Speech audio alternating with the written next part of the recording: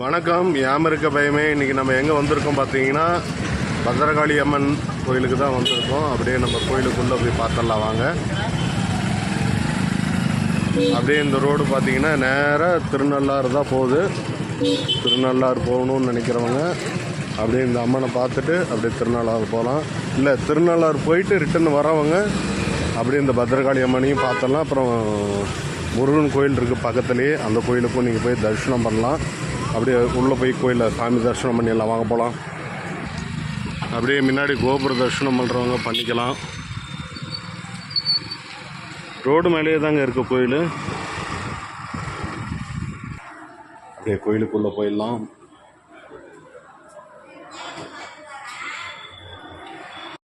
கோயிலுக்குள்ளே வந்துட்டோம். நம்ம அப்படியே தரிசனம் பண்ணுறதுக்கு சாமி கோயிலுக்குள்ளே போயிடலாம். நம்ம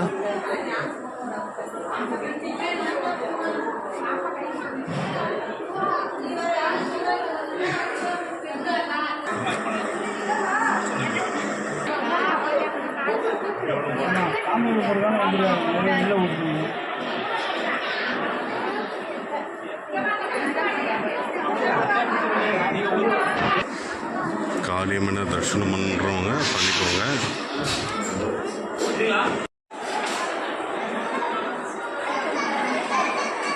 அம்பாளை தரிசனம் பண்ணணும்னு நினைக்கிறவங்க அப்படியே பண்ணிக்கோங்க.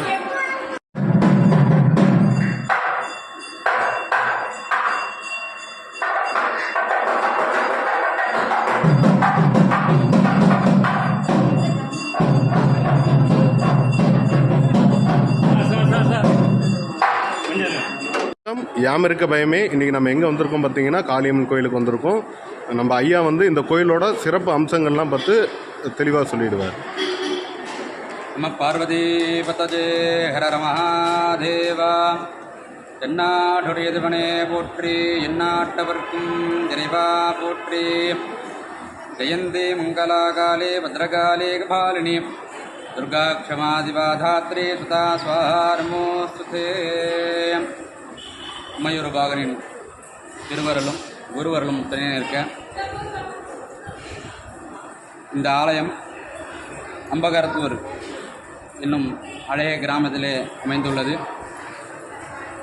முன்னொரு காலத்திலே துர்வாத முனிவர் என்பவர் வான்வழியாக வந்து கொண்டிருக்கும் பொழுது அரக்க வம்சத்தில் பிறந்த மதலோலை என்னும் அரக்கி துர்வாத முனிவரின் மீது மோகப்பட்டு திருமணம் செய்வதாய் கேட்க, துர்வாத முனிவர் கோபம் கொண்டு திருமணமே இல்லாமல் 2 குழந்தைகளை பெறுவா என்று சாபமிடுகிறார்.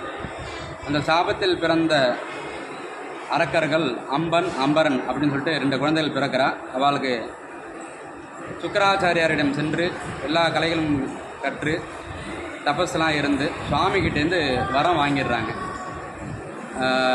சுவாமிகிட்ட என்ன வரம் வாங்குறான்னா, யாரும் எங்களை வந்து அழிக்கக்கூடாது அப்படிங்கிற மாதிரி வரம் வாங்கும் பொழுது சுவாமி வந்து, நீங்கள் அண்ணன் தம்பி இருவரும் பிரியாத வரைக்கும் உங்களை வந்து யாராலையும் அழிக்க முடியாது அப்படின்னு சொல்லிட்டு வரம் கொடுத்துட்றார். அதன் பிறகு இவர்கள் வந்து பெண்களை இழிவுபடுத்தி கொண்டு ஊரை நாசம் செய்து கொண்டிருக்கிறார்கள். தேவர்களும் மக்களும் வந்து இறைவனிடம் முறையிடுகிறார்கள். இறைவனிடம் முறையிட்டவன பார்வதியை சுவாமி கண் திறந்து பார்க்கிறார். சுவாமி அம்பாள் வந்து காளி ரூபமாக எடுத்து வரா. வந்தோடனே இவங்க 2 பேரும் ரொம்ப ஒற்றுமையாக இருக்கிறத பார்த்துட்டு அம்பாள் ஒரு நடன பெண்மணியாகவும் விஷ்ணு வந்து ஒரு வயோதிகவராகவும் வந்து இவங்க 2 பேருக்குள்ளே மோகத்தை ஏற்படுத்துறதுக்காக வந்துடுறாங்க. வந்ததுக்கப்புறம் இவங்க 2 பேரும் வந்து நான் கல்யாணம் பண்ணிக்கிறேன் அப்படின்னு காளி தேவியிடம் முறையிடுறாங்க. நான் இருவரை திருமணம் செய்து கொள்ள முடியாது, உங்கள் இருவரில் யார் பலசாலியோ அவர்களை நான் வந்து திருமணம் செய்கிறேன்னு சொல்லிட்டு அம்பாள் சொல்கிறான். சொன்னோன்னே அம்பன் அம்பரன் 2 பேருக்குள்ளே போர் மூழ்கிறது. அம்பரன் அப்படிங்கிற அரக்கன் வந்து அம்பன் அப்படிங்கிற அரக்கனை வந்து சம்ஹாரம் பண்ணிடுறான். இங்கே பூந்தோட்டம் பக்கத்தில் உள்ள அம்பல் அப்படிங்கிற கிராமத்தில் வந்து சம்ஹாரம் பண்ணிடுறான் அந்த அம்பன்கிற அரக்கனை. அப்புறம் அம்பரன் வந்து சுவாமிகிட்ட அம்பாள்கிட்ட வந்து ஆசையோடு நெருங்கி வரும்பொழுது நடன பெண்மையாக இருந்த காளி தேவி கோரமாக ரூபத்தை எடுத்துட்டு அவனை வந்து விரட்ட ஆரம்பிக்கும் பொழுது எருமகடாவாக மாறி வரான். அதாவது வந்து இப்போ அம்பல்லேருந்து அம்பகரத்தூர் வர இடைப்பட்ட ஒரு தூரத்தில் கிடாமங்கலம் அப்படின்னு ஒரு கிராமம் இருக்குது. அந்த இடத்துல எருமகடாவாக மாறியதாக ஐதீகம். எருமக்கடாவாக மாறி வந்து இந்த ஊர் எல்லையில் வந்து விழுந்துடுறான். விழுந்ததன் பிறகு அம்பாள் வந்து இடது காலால் மிதித்து திரிசூலத்தால் சம்ஹாரம் பண்ணுறான். அதனால் இந்த ஊரில் வந்து எப்போதுமே அம்பாள் வந்து சம்ஹார ரூபமாக இருக்கும். காளி வந்து பொதுவாக கிழக்க பார்க்க இருக்கும். இந்த ஊரில் விசேஷமே வடக்க பார்க்க இருக்கிறது.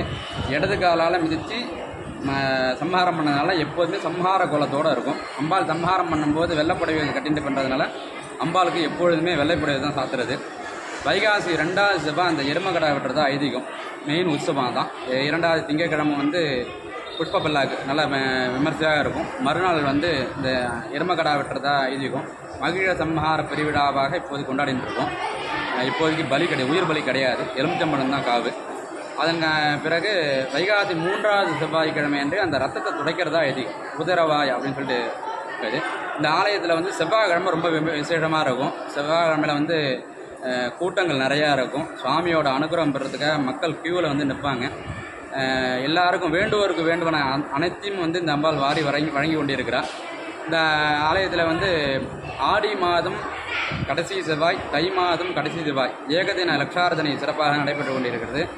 அதேபோல் ஆடி வெள்ளிக்கிழமை 1108 திருவிளக்கு பூஜை, தை கடைசி வெள்ளிக்கிழமை 1108 திருவிளக்கு பூஜை நடைபெற்று கொண்டிருக்கிறது. அம்பாள் வந்து அம்பரன்ற அரக்கனை சம்ஹாரம் பண்ணதுனால அறத்தல் அப்படிங்கிறது வந்து அழித்தல் அப்படிங்கிறத குறிக்கும்.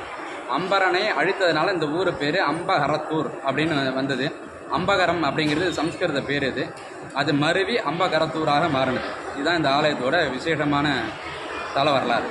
இந்த கோயிலுக்கு வரணும்னா எப்படி எந்த பக்கம் இருந்தோம்? இந்த கோயிலுக்கு வரணும்னா எப்படி எந்த பக்கம் இருந்தோம்? காரைக்கால்லேருந்து கும்பகோணம் போகிற வழி. பேரளத்திலேருந்து 7 கிலோமீட்டர் தொலைவில் இருக்குது.